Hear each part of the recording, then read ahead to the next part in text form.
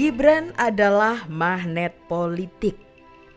Maka, ketika Prabowo Subianto mengundangnya ke Hambalang, belajar naik kuda, lalu menasehatinya maju di Pilgub 2024, itu bukan hal yang aneh. Sebelum-sebelumnya sudah banyak politisi, kepala daerah, dan bahkan beberapa menteri yang sowan padanya di Solo. Gibran memang wali kota yang istimewa.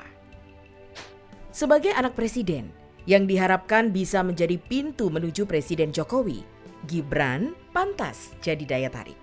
Tapi ada yang lebih dari sekedar ia anak presiden. Posisi yang sebetulnya juga diduduki AHY, Puan Maharani, dan bahkan Tommy Soeharto. Kita harus ingat bahwa lebih dari setengah penduduk Indonesia adalah milenial dan generasi di bawahnya. Partai-partai berlomba mendulang suara dari kalangan pemilih mayoritas ini. Bahkan pemimpin muda seperti Gibran, apalagi dia selalu dibuntuti media, menjadi sangat menarik. Harus diakui, di antara pemimpin-pemimpin milenial, Gibran paling menonjol.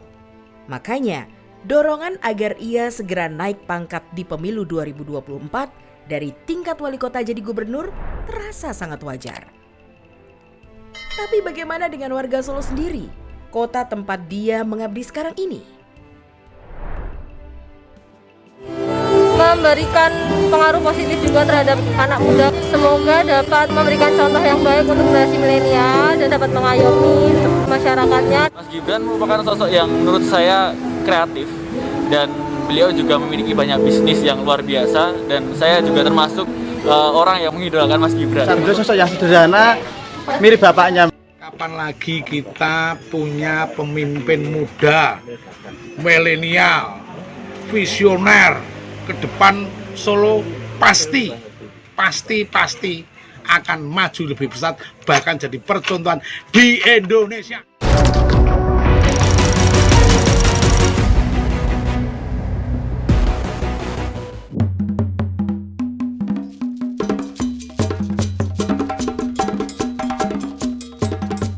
Gebrakan Gibran lewat acara Java in Paris semakin menarik politisi maupun publik untuk melirik kepadanya. Boleh dibilang, ini adalah terobosan pertama Gibran yang membedakannya dari pemimpin daerah lain, bahkan membedakannya dari Jokowi. Namun begitu, sebagai catatan harus diakui pula bahwa Gibran dan Kota Solo termasuk mendapat banyak sokongan dari pemerintah pusat.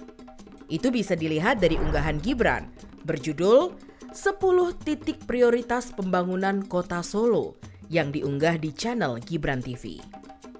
10 titik prioritas pembangunan Kota Solo tersebut adalah 1. Pembangunan Masjid Raya Al Zayed. 2. Pembangunan Islamic Center. 3. Pembangunan Elevated Rail. 4. Revitalisasi Technopark. 5. Revitalisasi Ngarsopuro dan Gatot Subroto. 6. Revitalisasi kebun binatang. 7. Revitalisasi shelter Manahan. 8. Revitalisasi Lokananta. 9. Revitalisasi Balai Kambang. Dan 10.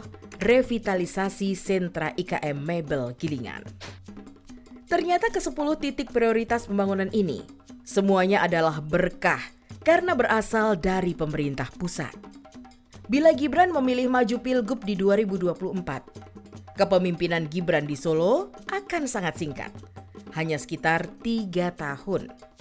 Adakah perubahan yang benar-benar bisa dilakukannya? Adakah pondasi-pondasi yang benar-benar ditancapkannya? Dan yang juga penting, setelah ditinggal Gibran nanti, apakah Kota Solo masih akan dimanjakan oleh proyek-proyek pemerintah pusat? Apalagi nanti Jokowi juga sudah bukan presiden lagi.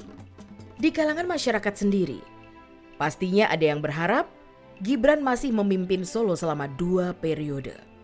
Tapi ada juga yang mendukungnya untuk maju ke Pilgub, bisa di Jateng atau DKI Jakarta.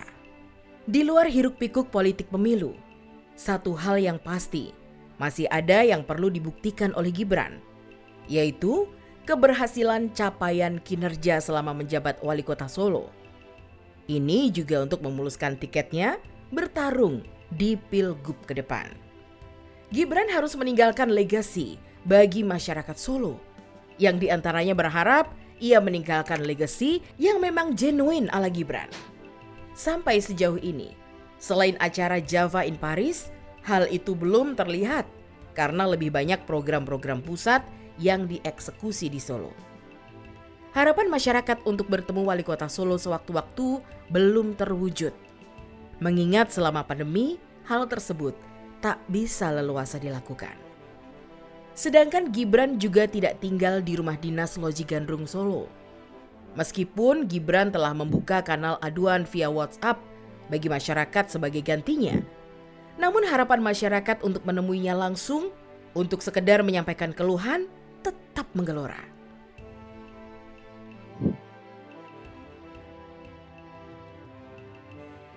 Banyak aspirasi dari masyarakat yang kemudian diselesaikan Gibran secara pribadi maupun melalui mekanisme birokrasi melalui OPD terkait. Khusus untuk penyelesaian bantuan yang urgent dibutuhkan masyarakat yang diselesaikan Gibran secara pribadi. Dia melarang untuk dipublikasikan. Padahal hal tersebut wajar bagi seorang tokoh maupun pemimpin dalam membangun citra. Soal penataan birokrasi yang dilakukan Gibran juga maksimal. Komunikasi politik dengan banyak pihak juga perlu didorong agar lebih cair. Gibran belum memanfaatkan jalur-jalur informal untuk berkomunikasi dengan masyarakat yang selama ini dilakukan para wali kota pendahulunya, termasuk bapaknya sendiri. Pemilihan antara maju di DKI Jakarta atau Jawa Tengah nampaknya harus dipertimbangkan matang oleh partai pengusungnya, karena keduanya mempunyai kebutuhan pendekatan yang berbeda.